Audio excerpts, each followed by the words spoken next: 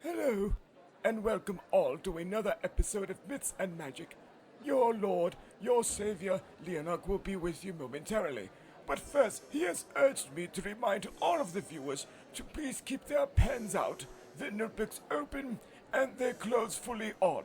On this channel, you will be discussing the many matters of myths, of magic, and everything that is wrapped up within those two subjects. We urge all of you to please, if you are underage, have a consenting adult next to you to guide you through these processes. There have been many mistakes in the past by people not being prepared for what fully happens through these episodes, but your Lord and Savior, Leonark, will do everything in his power to ensure that all of you have a wonderful experience. So, without further more delay, keep your wands up, your roads on, and your minds open. For your hearts welcome, your Lord, your Master, Leonark! Are we rolling, Philip? Philip, you have to tell me that. Hello, everyone. Welcome to the episode. Welcome to the recording. It is I, your Lord, your Master, your Sarah. Sorry. So necessary. Media file. Well, sorry. Oh my God. Force of habit. I apologize. It is I, Leonark. Welcome to another episode. Welcome to the recording. I am here to bring you the news. I'm just joking. That's not my role of the channel. My role of the channel is to actually give you some vital information you may have need of. For those of you who are, practitioners or people that are, connoisseurs. Simply people that are, looking for the information at hand, to make all of your, I don't know, whatever sort of things you're doing. But, it'll add more to it. This hair. Oh my God. Hold on. Oh my God. Being this beautiful.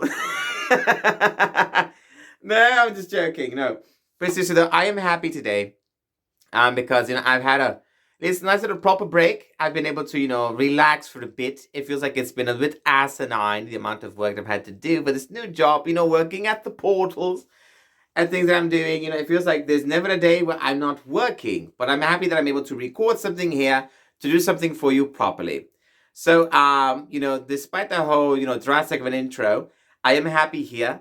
This channel is typically one that is geared more towards the more, occult sort of things based on things like belief or things like witchcraft or whatever. But the essence of my channel is to simply find, if not truth, I'm sorry, perhaps the cohesion, I believe the immersion of how these sort of practices emerge within our society, how they sort of integrate. I delve into the theoretical, I believe, practices of things like magic, how they work, why they work, where they'll work. But it also goes into, I believe, the sort of practices that are done and the sort of effects you're sort of looking for those things. But I also go into the sort of, more mythological aspects, things like the creatures that exist from my realm, perhaps the creatures that exist within the scope of fantasy in itself, or perhaps, even creatures that you have here, and as to why they got here. Origin stories, all that good stuff. Typically, the stories I come up with are things that are from my realm, things that I've observed within your world for being here for quite as long time as I have. And a lot of the things that I have seen are things that I've recorded in grimoires or journals of this type. The one that I primarily use for this channel for my own purposes is still missing and has not returned yet. So until it gets back, I will be referring to this one. It's an older one that I did when I was a bit younger. A lot more, wonder and things of back then. But I believe there are some things that I believe I jotted down when I was a lot younger. When it came to, discovering these, sort of new things in magic or new things in the realm. And to pretty much speak of things in a manner that is befitting of people of my standing and of my inclination. Even people like yourselves. Also, I want to give a huge shout out, for all those parents who are perhaps watching with the young ones, or perhaps if you're just simply out there. This is simply something that I recorded pretty much for everyone, though there are some things that I believe may have a bit slight adult undertones. I can't censor everything, God forbid there'd be nothing to watch. But no, but seriously though, this is a channel where we try to be family, we try to be considerate, of course, poke some jokes once and again. But it is strictly, something that's informational. And hopefully this is something that becomes a bit more practical and something that can, talk to other practitioners with. I'd love to sort of get into this sort of thing as to how it works, why, and to see if we can get more people on board with this sort of thing. As many channels as there are out there for things like magic or for other things like, religions or anything else like that, I don't really find so much of a thing like me. I try to find a common ground between the two. I believe in the world. I believe if more people perhaps practice this sort of thing, or at least, understood and try to understand how it works, it'd be a lot more interesting. So it is something that, is a bit, I'm not even know what to call it, to be honest. Well, as of now, I'm currently going through a sort of metamorphosis in my life. I'm sort of, trying to discover new things, new practices, things that I would find quite interesting, quite educational and fun, of course, because we all need that sort of thing in our lives.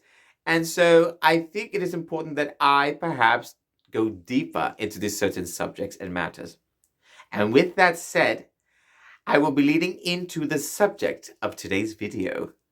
We are going to be talking about entities. Yes, entities, in fact. There is a sort of a distinction I believe I tried to speak of. There's of course the general statement entity is pretty much anything that exists that has some sort of, that takes up a certain amount of space. An inanimate object would be an entity of some kind. But in terms of magic, it is something incredibly specific, at least what I think it is. And I've seen sort of, a lot of people sort of mention certain things, spirits, different kinds, and I will sort of get into those the more I tend to research and read up on it. But right now, I want to sort of get my initial ideas and theories out there as to what I've observed, to what I felt, and to what I've experienced, and to see if maybe there's some common ground with all of you. So for those of you who are, practicing and, magic and learning more things about it, there are different types of fields, and there are different types of, practices that some do, some do not. The particular practice that I am sort of interested in involves the spirit realm and working with spirits, things of that nature. Spirits themselves are forms of energy that have sort of gained a type of identity, a consciousness, have become self-aware. They can identify as themselves, or what they can identify as is completely up to them. They are without limit in that area. But the identity themselves is sort of a bit ambiguous. And it can be something that either they can gain, or it can be something that they sort of create themselves, something that they have to observe, something that they sort of identify with. Spirits are special in that nature. And so I've spoken many times about spirits, what they are, how they operate in theory. But I haven't gone into the more, I guess, deeper subjects because I'm not that all aware as to, the interest all of you really have. But I'm going to just keep putting these things out there. And if someone perhaps sees this video and it helps them, all the more good for you. But like I said, this is strictly first a theoretical channel. And then second form, it is also something that's a bit more, magic in nature. These are things that I am deeply interested in. And things that I sort of practice from time to time, though my methods are a bit different. But I believe, let's just jump into it, okay? So I've spoken to you all about things like spirits or whatever before, what they are and blah, blah, blah. Today's subject, things like entities, something that's a bit more specific, I think, for me. So spirits, in a general sense, are, as you see them, as you hear them, as you sort of know them, or things of that nature, things like ghosts and whatnot. Entities, for example, are a classification, I believe, of a spirit that has, I believe, attained a bit more substance, sort of. An entity has to be something that essentially has spirit, but that can affect the world around it, physical and spiritual. When a spirit is able to do both those things, to me, that is what qualifies it as an entity. It is something that can be perceived on two types of planes. Something that is a bit more physical versus something a bit more spiritual in that sense. An entity, as you understand it, can be something like a whale or a leviathan type of creature of that certain point. It is a presence, a beast, but it has something simply more than presence. When something is, affecting the world around it and you can't see it, it sort of stops being just a spirit or something else. Spirits in their base forms over there have limited powers in the physical realm because they lack something that can interact with the physical realm, having something like a body. To us, it's not anything special, but to a spirit, it could mean the entire world. Where they come from, their experience, the world that they live in and perceive is one that they can affect. spirits operate differently in their own realm, in their world. And even that state, what's that word? That stance, I believe that sentence in of itself, the claim that I just made, is one as I believe sort of not highly agreed upon. There are interactions with spirits here. Some even theorize or say, and they confirm, according to their sources, that the spirit realm is intertwined with our own. The issue is that a lot of us have been sort of muted throughout the ages, through modernization, through the ease of certain things. Our capacity for magic has sort of been limited and sort of been drained, muted, as is our, ability to absorb mana and things of that nature. So spirits function on a similar level. They, live in a separate world all on their own. But in our world, they sort of have trouble communicating, getting the frequency, like how I spoke of in previous videos. We require a certain frequency, a certain practice that is familiar enough to them in order to gain a sort of type of contact, I mean. You're sort of trying to come up with a sort of language that they can sort of understand, that they can perceive. It is like when you have people that speak different languages here, you can interact with them physically, but to gain a deeper understanding of them, you have to be able to speak their language. And spirits function on a similar level, though with different methods. So an entity, just to, bring it up on this, is a type of spirit that has sort of gained a bit more than what they were before. It is a spirit that is no longer bound by its spiritual nature. It is a spirit that has attained the ability, I believe, the gift of affecting the physical world, whether positively or negatively. And the inherent worry about this sort of power is that if it is a spirit that has sort of, acquired a certain type of tendency to do things that negatively, in fact, affect the world around it, then it is an entity that has to be sort of, dealt with, in that nature. Entities are very specific things, and they are quite interesting when you think about it. When you go into a haunted building, there are things you see, there's a presence there, but it's something that is felt, it is something that is heard. And so when you sort of check off that list, if it's something that you can feel, that you can hear, even something that you can see, but if it is something that affects the physical world around it, to a point where it can even affect things like emotions, mental states, you are now dealing with an entity of some kind.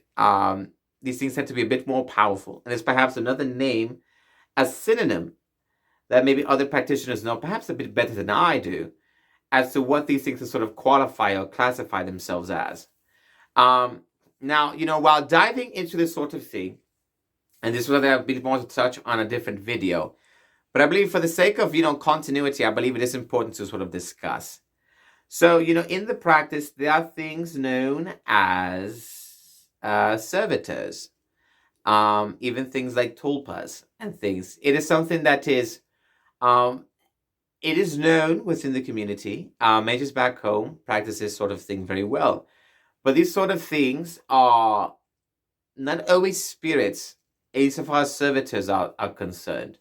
They are sort of manifestations of energy that the user has projected to sort of ease their way of life or to help them in their daily tasks. Sort of how there are certain jobs you can only do with two people. It makes it very difficult to do it with just one. So if you were able to sort of copy yourself, I believe, put another part of yourself out there to sort of, act as a sort of, barrier for certain things, or perhaps to be a helper in certain manners. That is essentially what a servitor is used for. And servitors are things that are, not everyone likes to use them because they are meant to, pretty much serve their masters, as it were. It's sort of a slave-master relationship. But some people over time develop a sort of relationship with these sort of spirits or these sort of, entities. Because a servitor is a type of entity. It is a minor entity, but it's still an entity because it can affect the physical world around it if enough intention and concentration is poured into it. The creation of one, it is a whole other matter. It is a whole subject. And it can be quite complicated. I'm not sure if I really want to go into it. But when it concerns things like entities, it's important that you need to know. So one thing I want to implore all of you to do is that whenever it comes to, if you're going into a place with a possible entity, you need to be prepared. No one knows exactly what's going to happen. An entity is pretty much a broad statement for something that is potent enough in the spirit realm to be of concern of. It is something that you have to prepare for diligently and carefully, because you don't know how powerful it can be, because the power can range from 0 to perhaps 10 or more if we're sort of limiting it to that scale. Okay? Some entities have been known to, mess with the lighting. Others have been known to mess with sound.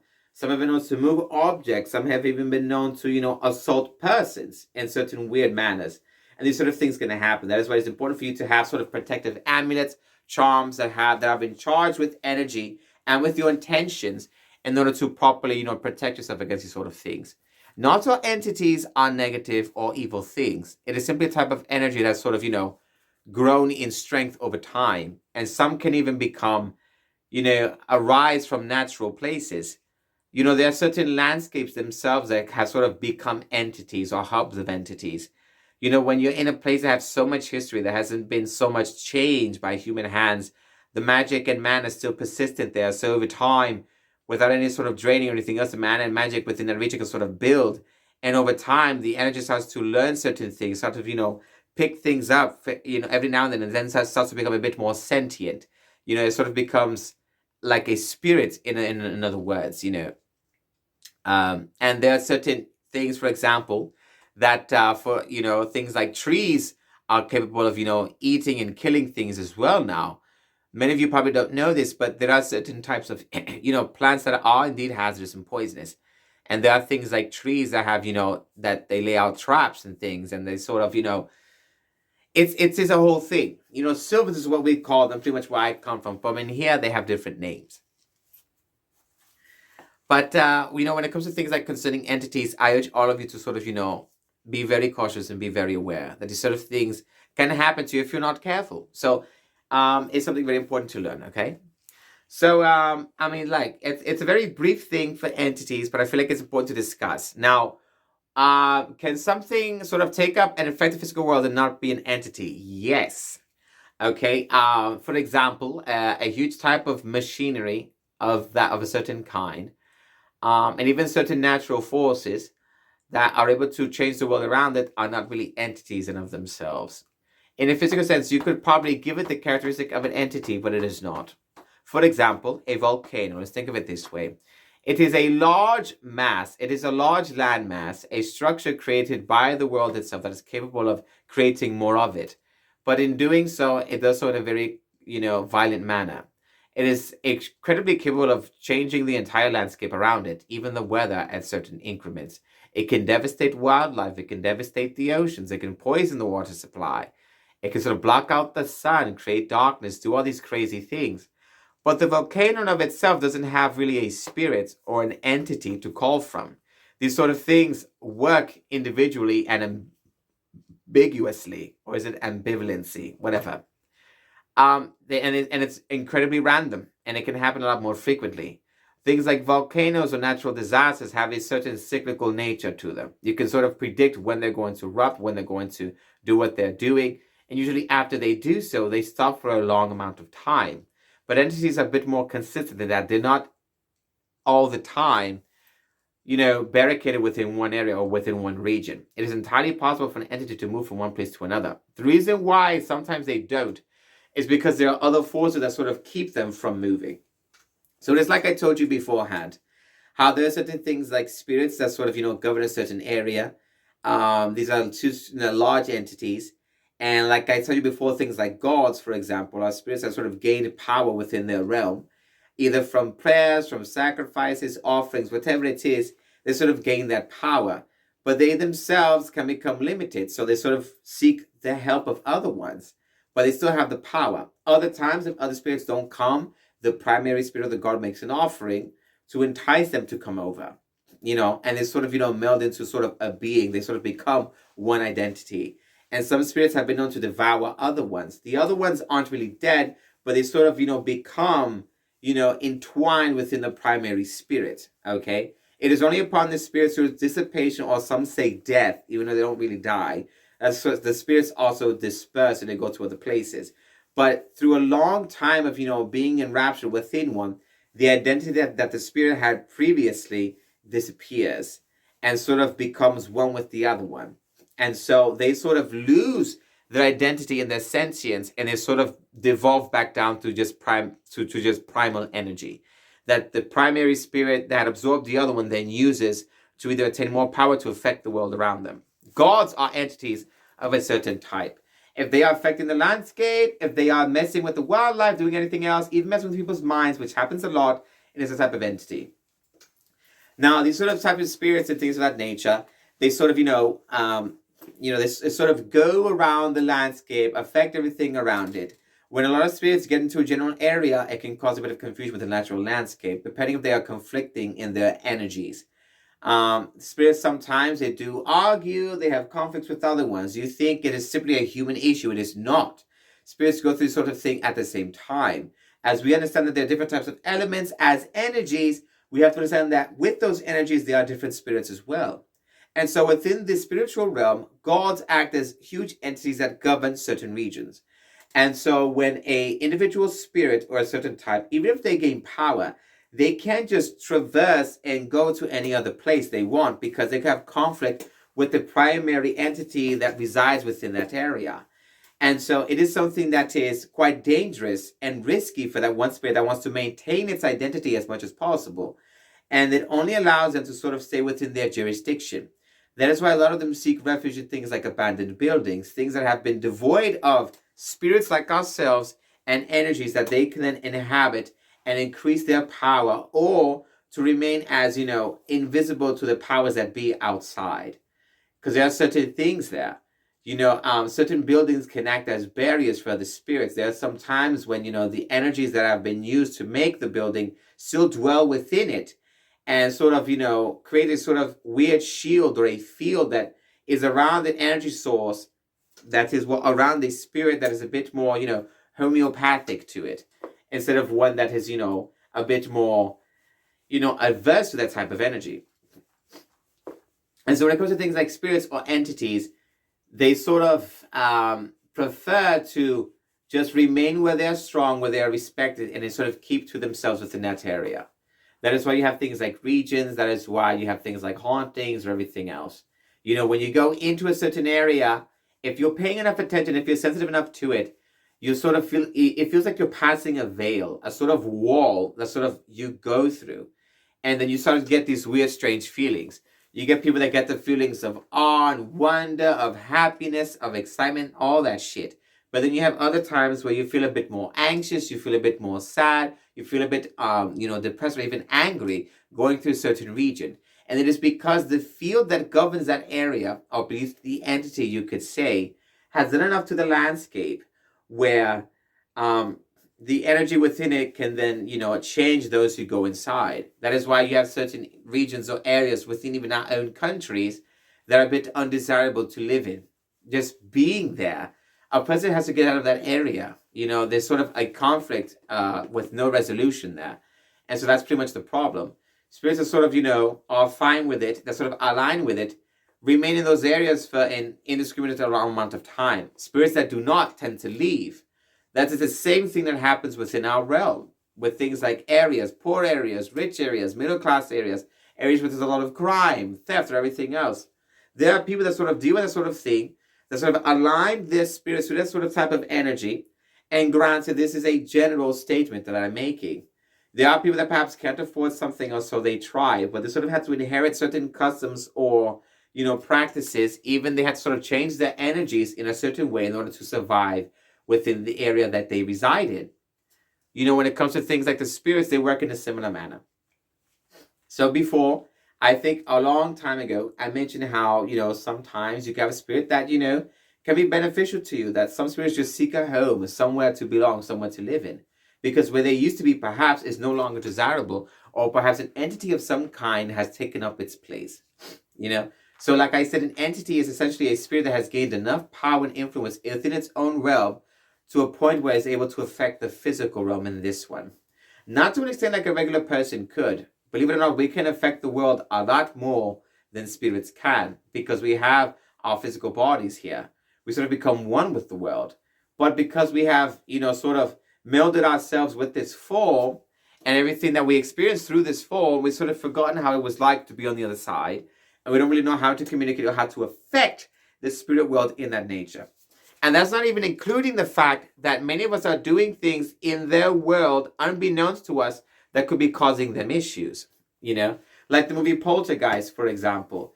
The whole movie arose from the fact that a family moved onto an Indian burial site, where spirits resided, where there was peace within there, it was a whole native thing. And so it can become an issue even in the spirit realm. There are certain things that we do here, practices that, we commit to, things that we say, spells that we cast, that unbeknownst to us can affect the change within the spirit realm, and it can cause uneasiness over there. And it can even affect the energies within that world and ours if we're not careful. So we have to keep those sort of things in mind when we're doing our practices, when we are doing something that is, a bit ambiguous. That is why having concentration, focus, and a clear goal whenever you're doing these sort of crafts or practices is important, because you are essentially guiding your spell and your energy to a specific point that won't affect anything else around it. When your prayers are too ambiguous, your chanting, your spells are too random, it's not focused on anything, it can pretty much shoot out and cause an issue. It can cause a mess. That is why, you have to be very conscious of what you're doing. That is why some people use things like a catalyst, like think wands or stars or swords or blades or whatever, because this is a way of guiding and channeling the energy to a focal point, a fixed point that allows us to make a more precise and accurate point of contact when we are trying to do these sort of things like spells or magic. Even work with things like spirits of that nature, because you don't know if what you're doing is affecting someone else entirely. If you just shoot a gun into the air, there is a chance of it hitting a bird, killing something. At some point, the bullet comes down and could essentially kill someone else or affect the landscape around it. If you shoot into the earth with a gun without aiming properly, it's going to deform the earth. Even something, if you shoot it, just too close to your face, you can get recoil, shrapnel. You can even go deaf in one ear for perhaps a few moments, or perhaps the gun can kick back, hit you in the head. Everything you do with anything you are using, you have to be precise and you have to take caution. That is why you can't just do whatever kind of spell you want that you find in a grimoire on the streets or inside of a library. You have to be very careful. You have to make sure you do your research and you take your safety precautions, okay? Recently, and the reason why I'm bringing this up is because within the academy, we had a student, I believe, I think it's 2 or 3. I don't know how she was able to do this by herself, but bear with me. Okay, she found a random grimoire or book from perhaps another student or faculty member, okay? And she was sort of reading it and counting things the wrong way, that sort of, transformed the energy and the intention of what it was meant for into something negative, okay? She started convulsing, she recovered, and then she tried again because she thought she did something wrong. She did.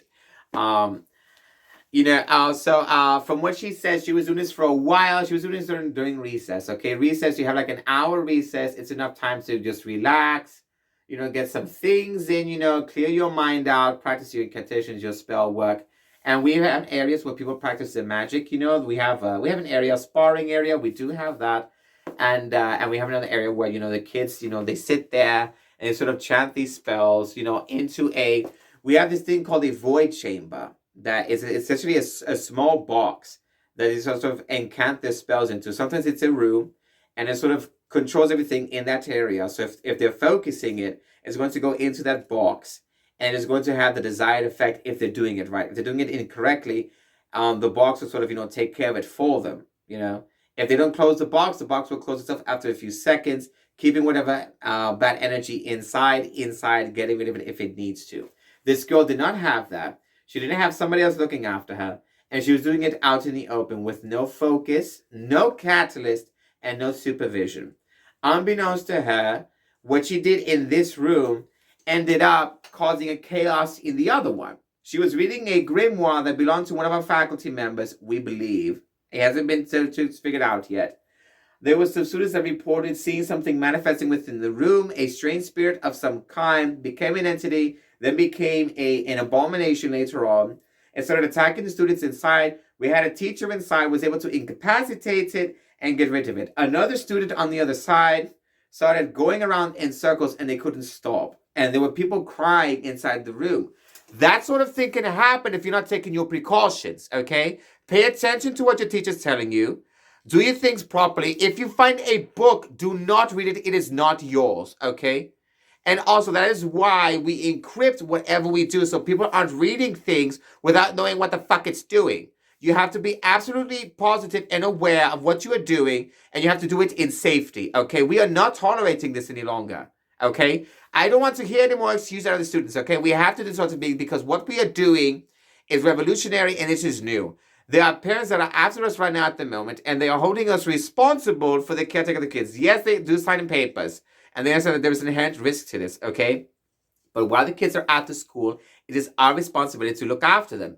We have rules in place, okay? We have scribers, we have servitors all over the goddamn school to look out for these sorts of things and to mitigate the issue when it comes up, okay? Luckily, it was there. It alerted the other faculty members when these sort of things happened, and there was a teacher close enough inside the room to act on it, and they were able to dispel the issue quickly and promptly. The girl had to be suspended for a few days, okay? And we had to sort of talk to her about it, seek counseling afterwards to make sure we get to the root of the situation. We talk it out, we do the proper works, and then we can get back to normal, okay? And then we had to have a purger within the room she was working in to make sure any sort of, residual energy was destroyed or taken care of, Otherwise, it could infect and mess with everything else.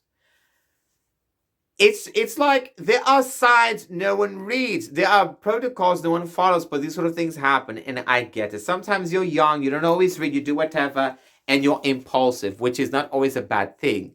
But you have to be very careful, okay, when working with crafts, working with anything. And I'm sorry for that small little tirade, but I had to make that a point. I have students on here watching. People on here watching are just going to do whatever, okay? You need to be sure and take your precautions and be careful when you're reading anything of the sort, okay? Make sure you're using your own grimoire. If you're using someone else's, make sure you have the person that wrote it there with you. Or if there's a cipher on it which you can divulge its secrets or things of that nature, just honestly, don't even bother. If it's not yours, don't read it. Some of you are out there trying to steal ideas, which we don't support, but like I said, it's absolutely ridiculous. But whatever, I digress. So just a quick recap on what entities are before I finish the video. Entities are essentially a spirit that has gained more power and influence within its spirit realm to a point where it's affecting the real world, as we call it. It can affect the landscape, it can affect the energies within it, the beasts within it, and if you're not careful, it can affect you as well, okay? So you have to take your proper precautions when you're going anywhere. Bring your charms, bring your protective equipment, everything you can, okay? If you're religious, do whatever you have to do, okay? If you're not, and you're just watching this because it's a random video just saw out of nowhere, still take your precautions lightly, okay? Whatever it is, if you have to reaffirm the reality to disperse it, that's also a technique you do, whatever. It can work. Whatever you have to do that works for you, you do it, okay? But anyways, without further more delay, thank you so much for watching. Thank you so much for listening. I do hope this video was a bit informational, or was informative. I do hope that I'm not boring you too much, but these are subjects that I believe want to get into. Things like servitors, things like torpors, I was going to go to a separate video, but I thought just for some continuity, just so bring some general interest or perhaps some ideas, if you have questions, I decided to, bring it into here, sort of explain it, what entities can be, what entities can be like, and to reaffirm that, a machine isn't really an entity. It can have the characteristics of one, but because it is not sentient in and of itself, it is no longer an entity. An entity that does all the things that I say has to have the type of wherewithal, the awareness. It has to, have that thing in it that makes it what it is, an entity, okay, that can affect both the spirit realm and this one, okay? And if it gains a physical form, it then becomes an entity here. It becomes a creature, a beast, a monster, whatever you want to call it, okay?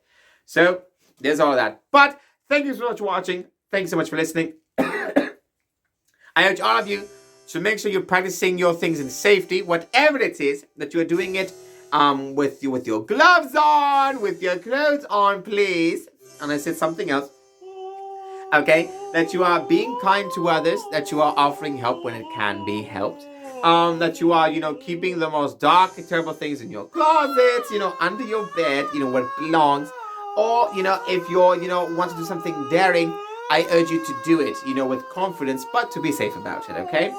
Understand that I care for you, that we are a family here on this channel, we are friends here, and that, whatever questions you have, feel free to leave in the comments. If you have something about maybe where you're not sure, I can always help you understand it, come to a conclusion, or if not, I can defer you to someone else who probably knows a lot more about the subject than I do, okay? So, goodbye, and till next time.